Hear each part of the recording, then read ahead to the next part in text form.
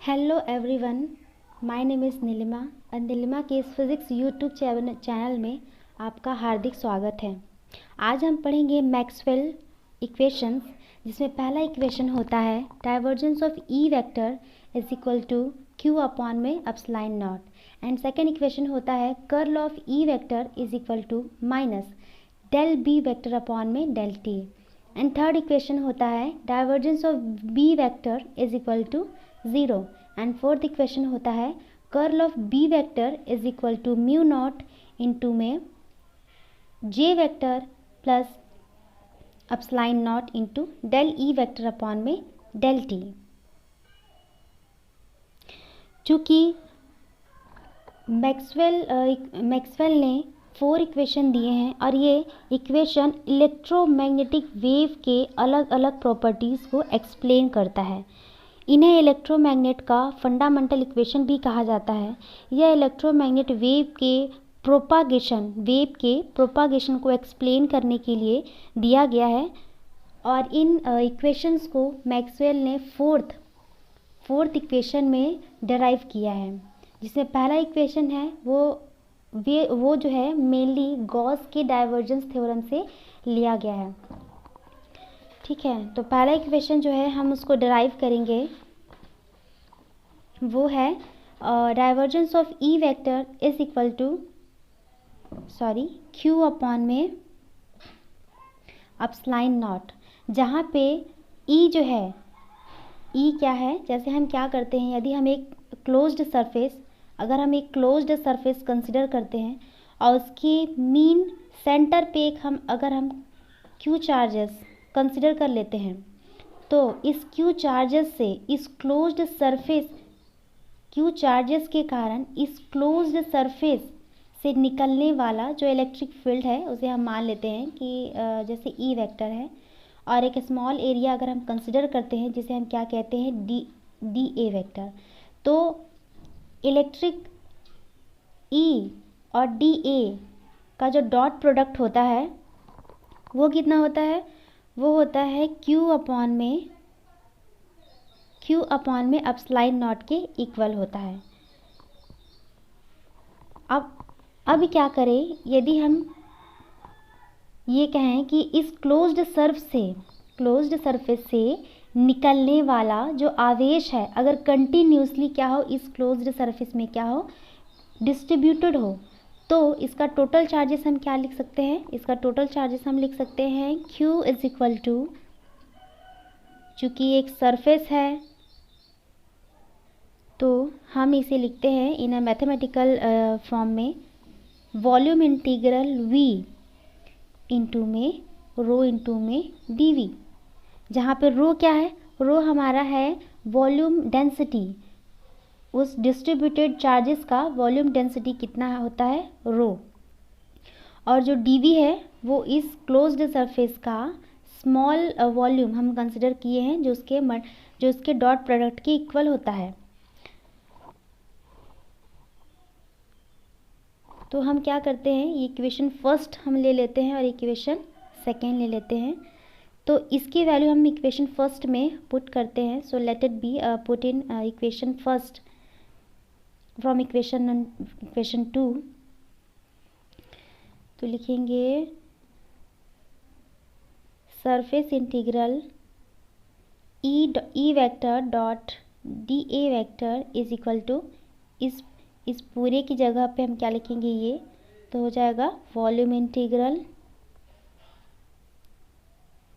V 1 upon में epsilon naught rho dV। Equation कितना हो गया, थर्ड। अब हम जानते हैं कि गॉस के डाइवर्जेंस प्रमेय से क्या होता है, Gauss divergence theorem from Gauss divergence theorem, वो होता है volume integral V divergence of E vector dot dV vector is equal to surface integral E vector into में डी ए वेक्टर, इक्वेशन 4। अब क्या करते हैं कि equation number 3rd and 4th equation को हम क्या करते हैं, जब इक्वेट करते हैं तो हमारे पास क्या मिलता है, वो मिलता है volume integral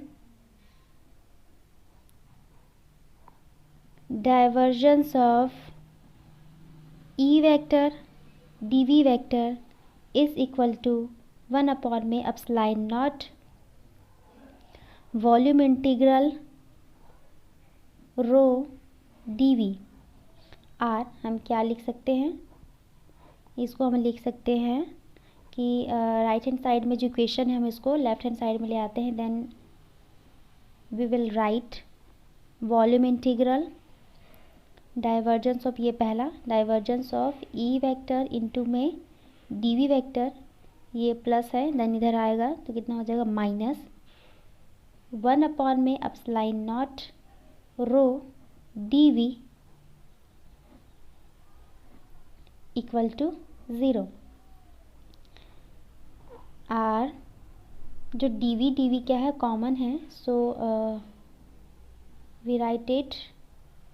divergence of E vector -1 में एप्सिलॉन नॉट रो ये डीवी इक्वल में 0, या हम इसे लिख सकते हैं divergence of E vector minus rho upon में एप्सिलॉन नॉट इक्वल टू में 0 or divergence of E vector is equal to rho upon में epsilon not.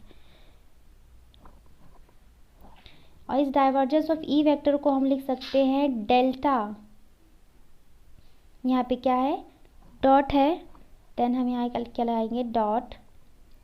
E vector is equal to rho upon में एप्सिलॉन नॉट, जहाँ पे epsilon not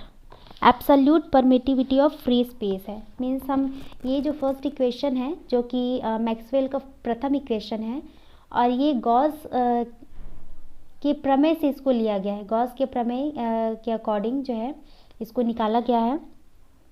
तो ये जो है वो कहता है कि जो एप्सिलॉन नॉट है वो absolute permittivity of free space है, जिसकी जो वैल्यू होती है वो होती है 8.86 इंटू 10⁻⁻12 कूलाम स्क्वायर पर न्यूटन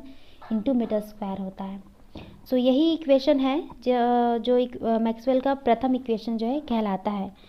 और इससे यह निष्कर्ष निकलता है, कंक्लूजन निकलता है कि यदि हम लोग क्या करें कि एक क्लोज्ड सरफेस ले लें और उसमें अगर इलेक्ट्रिक चार्ज